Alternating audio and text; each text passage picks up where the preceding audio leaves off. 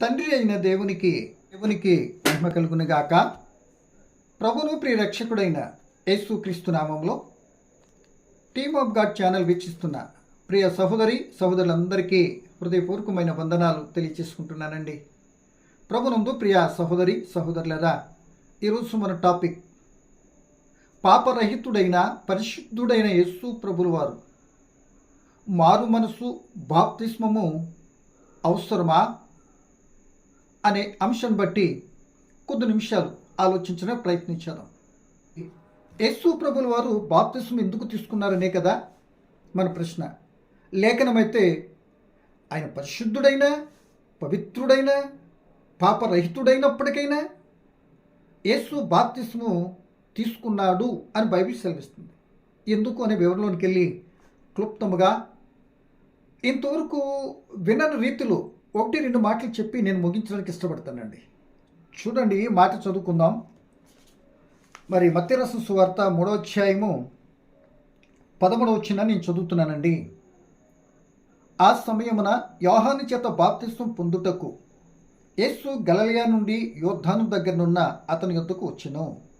అందుకు యోహాను, నేను నీ చేత బాప్తిస్మం పొందవలసిన వాడినై ఉండగా నీవు నా యొద్దకు వచ్చుచున్నావా అని ఆయన నివారింపజూచెను గాని యేసు ఇప్పటికి కానిమ్ము, నీతి యావత్తు ఎలాగూ నెరవేర్చుట మనకు తగి ఉన్నదని అతనికి ఉత్తరమిచ్చెను.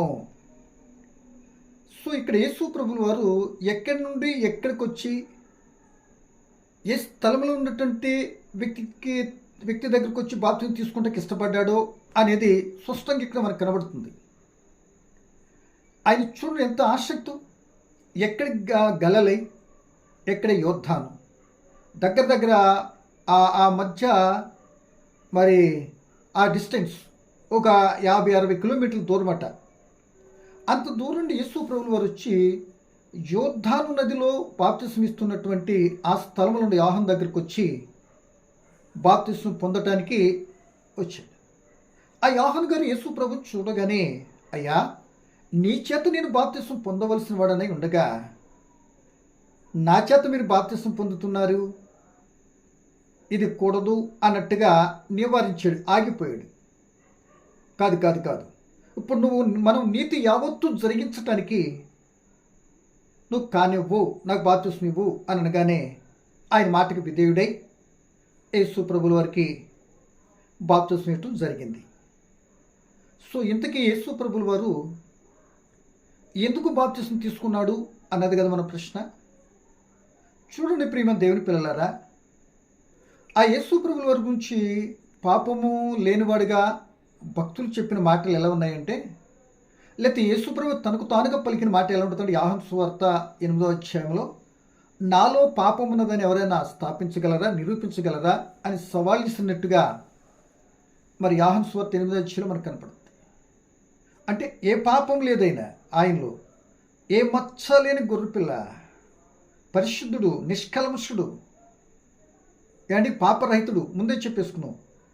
ఎన్ని మంచి క్వాలిఫికేషన్స్ ఉన్నటువంటి యేసు ప్రభుల వారు మరి ఎందుకు బాప్తిస్మం పొందాడు అన్నది టన్నుల కొద్ది ప్రశ్న. నిజమే, ఒకవేళ యేసు ప్రభుల వారు నాలో ఏ పాపం లేదు అని అనుకొని అలాగే జీవించేస్తున్నాడు అనుకోండి, పాపం లేదని చెప్తే ఎవరు నమ్ముతారా? ఎవరైనా వింటారా? లేదు, ఒక నాలో పాపము లేదు నిరూపించుకోవలసిన అవసరత ఆయనకి ఏమైనా ఉందంటారా? లేదుగా. అందుకే ఆ ప్రతి మనిషి కూడా, భూలోకంలో మనిషిగా పుట్టిన ప్రతి వ్యక్తికి దేవుడు ఒక క్రమాన్ని పెట్టాడు కనుక ఆ క్రమాన్ని మాత్రం పాటిస్తే చాలు. ఆ క్రమాన్ని పాటించడానికి, భూలోకంలో మనిషిగా పుట్టిన యేసు ప్రభువు క్రమాన్ని పాటించడానికి, ఇక మనిషి జీవితంలో మాదిరికరంగా ఆ బాప్తిస్మం ఉండటానికి ఆయన బాప్తిస్మం నీతిని జరిగించటానికి, ఆయన ఎందుకైతే తండ్రి చేత పంపబడ్డాడో ఆ పనిని జరిగించటానికి ఆ తండ్రి పెట్టిన క్రమాన్ని భూలోకంలో ఆయన అనుసరించి నీతిని జరిగించే కార్యక్రమంలోనికి అడుగు పెట్టడానికి తొలిమెట్టుగా బాప్తిస్మం మనకు కనబడుతుంది. సో నా ప్రియమైన సోదరులారా, ఇక్కడ ఒక విషయాన్ని మనం గమనించాలి. ఏంటి అంటే ఈ బాప్తిస్మము ప్రియమైన వాళ్ళరా, ఇది దేనికి ముంగుర్తుగా ఉన్నదో ఒక్కసారి మనం ఆలోచిస్తే అమ్మో ఇంత లోతుగా ఆలోచించవచ్చా అన్నట్టుగా అనిపిస్తుంది మనకి. ఈయన బాప్తిసం యేసుప్రభువు బాప్తిసం తీసుకున్న తీరుని ఒక్కసారి మన స్మరణకు తెచ్చుకునే విషయంలోనికి వెళ్దాం. ఎలాగంటే ఈయనకి బాప్తిసం అవసరం లేదు. ఏమండి, మనకు అర్థమైపోయింది. మరి ఎందుకు తీసుకున్నాడు అని అంటే, ఇప్పుడు బాప్తిసం తీసుకోవటానికి యోర్దాను నీటిలోనికి దిగిన తర్వాత ఆయన బాప్తిసం ఇవ్వటానికి నీటిలో ముంచుతారు కదా యోహాను గారు యేసుప్రభుని. ఆ ముంచినటువంటి ఆ స్థితి రేపటి కాల సమయంలో క్రీస్తు ప్రభు కలవరి శిలువలో ఆయన మరణించి సమాధికి ముంగుర్తుగా మనకు కనబడుతుంది. బాగా గమనించాలి. ఇక ఆ ముంచుబడి తిరిగి లేచిన తర్వాత ఆ కలవరి శిలువలో మరణించి సమాధి చేయబడినటువంటి యేసు ఆ ముంచును తిరిగి లేచిన తర్వాత ఆయన పునరుద్ధానానికి ముంగుర్తుగా మనకు కనబడుతుంది.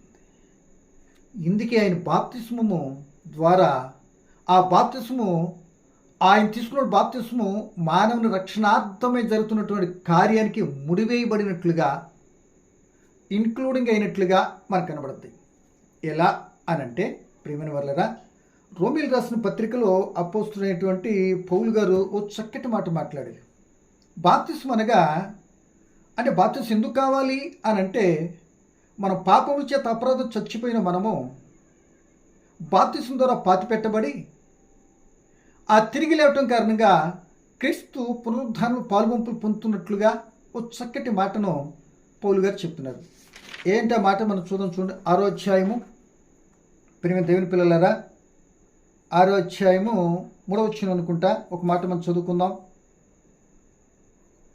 3వ వచనం, యేసు క్రీస్తులోనికి బాప్తిస్మం పొందిన మనం అందరము ఆయన మరణంలోనికి బాప్తిస్మం పొందుతూని మీరు ఎరిగరా.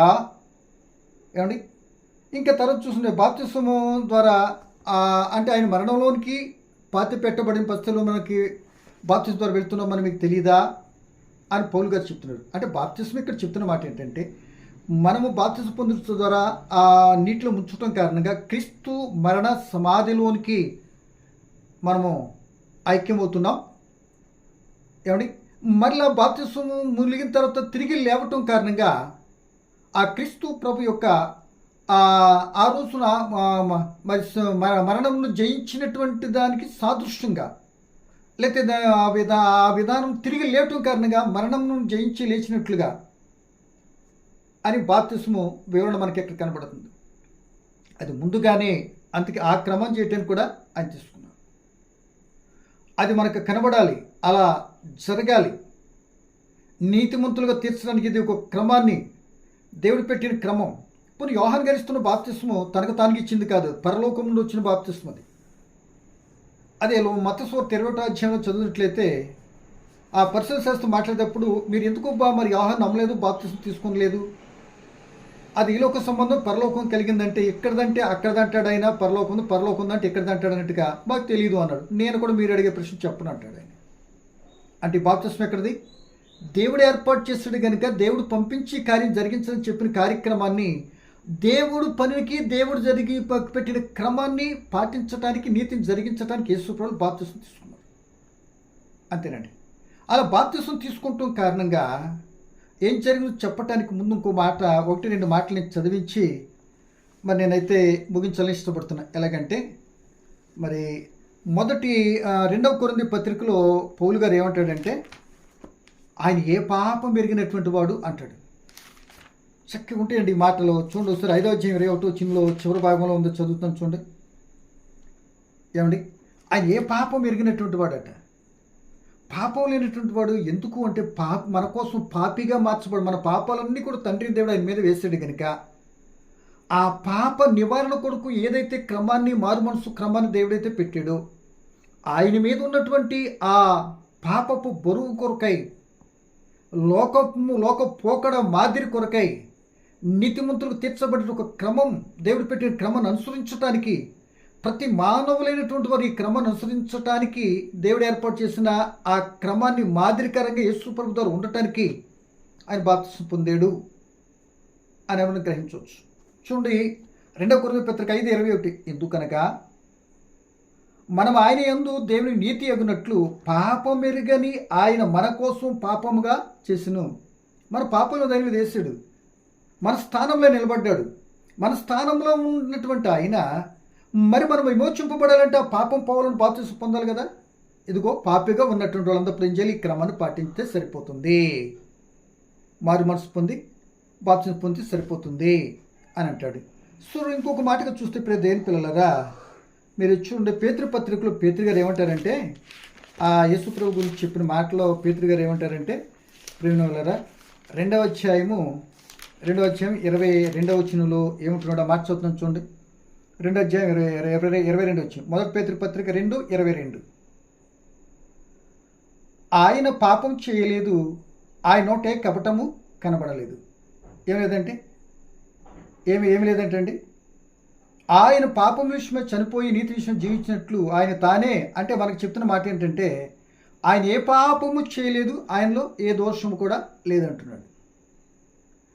ఇంకా యోహాను గారు 3వ అధ్యాయం మొదటి యోహాను పత్రిక 3వ అధ్యాయం 5వ వచనంలో ఆయనందు ఏ కపటము ఏ పాపము లేదు అన్నాడు. అంటే పేతురు గారు చెప్పారు ఆయన గురించి ఏ పాపం లేదని, పౌలు గారు చెప్పారు ఆయన పాపం ఎరిగిన వాడని, ఇది ఆయన శిష్యుడు యోహాను గారు కూడా ఆయన పాపం లేదని చెప్పాడు.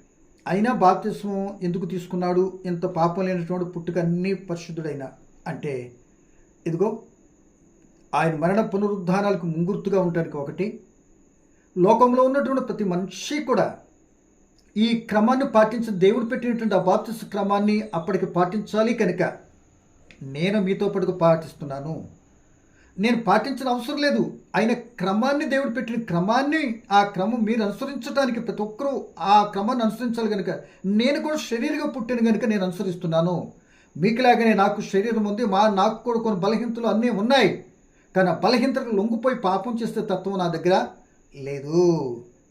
అయినా క్రమాన్ని పాటించడానికి మాదిరిగా ఉండటానికి నేను తీసుకున్నాను అంటున్నాడు. కనుక ప్రేమ దేవుని పిల్లలారా, అలా ఎప్పుడైతే యేసు ప్రభువుల వారు బాప్తిస్మం తీసుకున్నారో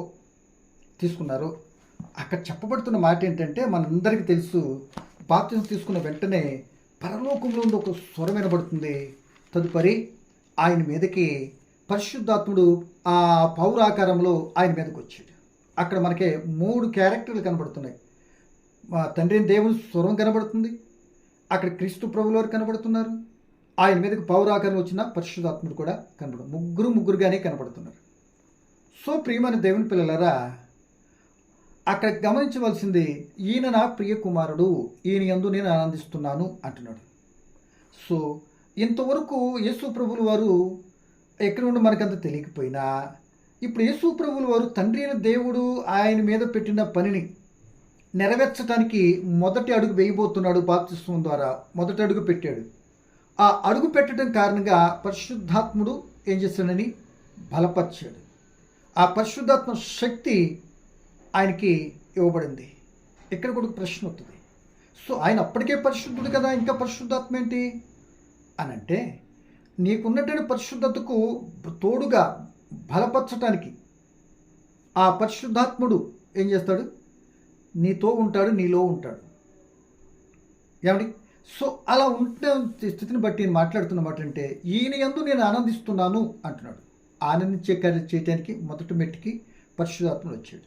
సో ఇప్పుడు మీరు నేను కూడా పాపం చేత చచ్చిన మనం కూడా బాప్తిస్మం పొందిన తర్వాత ఆయన చిత్తం నెరవేర్చడానికి ఆ క్రీస్తు ప్రభుత్వ ఆత్మను పొందుకొని యేసు ప్రభువులో ఏ విధంగా అయితే తదుపరి ఎదురైనటువంటి జీవితంలో ఆ శోధనలన్నీ కూడా ఎలా జయించడానికి పరిశుద్ధాత్మను సహాయం చేసి జయ జీవితాన్ని ఇచ్చాడో, మీరు నేను కూడా క్రీస్తుని అంగీకరించి బాప్తిస్మం ద్వారా పాతి పెట్టబడి ఆయన మరణాలు పాలువంపులు పొంది తిరిగి లేటం కారణంగా పునరుద్ధాన పాలువంపులు పొంది ఆ పరిశుద్ధాత్మను పొందుకున్న తర్వాత ఆ బాప్తిస్మం పొందితేనే పరిశుద్ధాత్ముడు మనకు అనుగ్రహింపబడతాడు వరంగా. ఆయన బాప్తిస్మం పొందుకుని అనుగ్రహింపబడాలంటే కూడా చక్కటి సూచనగా కూడా యేసు ప్రభువుని బట్టి మనం గ్రహించాలి. ఏమండి అనే సంగతి మనకి ఎక్కడికి అర్థమవుతుంది. అలా మనకు కూడా అటు వస్తుంది. కనుక మనం కూడా ఆత్మను పొందుకొని ఆ బాప్తిస్మాన్ని యేసు ప్రభు చూపిన క్రమాన్ని పాటిస్తూ ఆ క్రమంతో యేసు ప్రభు ఆత్మను పొందుకొని ఏ విధంగా అయితే జీవించాడో, అలాగే మీరు నేను కూడా యేసు ప్రభు జీవించిన జీవితాన్ని జీవించి ఆ పరలోకం వెళ్ళటానికి అన్నీ ఆయన జీవితం అంతా కూడా మాదిరికరమే. బాప్తిస్మం పొందిన తర్వాత పరిశుద్ధాత్మతో మరి అభిషేకించబడిన తర్వాత ఇక తర్వాత ఆ తండ్రి అయిన దేవుడు ఆనందించినటువంటి ఆయన చూసి ఆనందించినటువంటి దేవుడు తన కుమారుని ఎక్కడికి పంపించాడు, ఎందుకు పంపించాడు? నేను ఆయన ఆనందపడతాను అంటున్నటువంటి ఆయన ఎక్కడికి పంపించాడు? రేపు ఆయన బాప్తిస్మం పొందిన తర్వాత ఏ విధంగా మరి శోధింపడ్డాడు ఏంటి వివరంలోనికి వెళ్దాం. ఈ చిన్న మాటను దేవుడు దీవించును గాక. పరమ తండ్రి మీకు వందనాలు. చెప్పని మాటలో పరమార్థాన్ని బిడ్డలు మేము గమనించి బాప్తిస్మం యొక్క క్రీస్తు ప్రభు బాప్తిస్మం మాదిరికరమని, నీతిని జరిగించడానికని, ఆయన రేపటి కాలంలో చేయబోతున్న త్యాగానికి ముంగుర్తుగా ఉన్నదని, బాప్తిస్మం పొందితేనే తండ్రి మీ ఆత్మ అనుగ్రహింపడుతుందని, ఇట్లాంటి విషయాలు మాదిరికరంగా ఉండటానికి లోకానికి ఏ పాపం చెప్పని మీ కుమారుడు మీరు పెట్టిన క్రమాన్ని అనుసరించడానికి తీసుకున్నట్లుగా కొద్ది మాటలు అయితే మేము గ్రహించడానికి ఇచ్చిన మాటలు ఆత్మ సహాయాన్ని బట్టి కృతజ్ఞతలు తండ్రి. వినిన బిడ్డలందరూ దీవించమని రేపటి కలుసుకుంటూ మీరు అంగీకరిస్తే కలుసుకునే కృపనిమ్మని క్రీస్తు యేసు నామమున ప్రార్థన అడిగి వేడుకుంటున్నాను తండ్రి. ఆమేన్.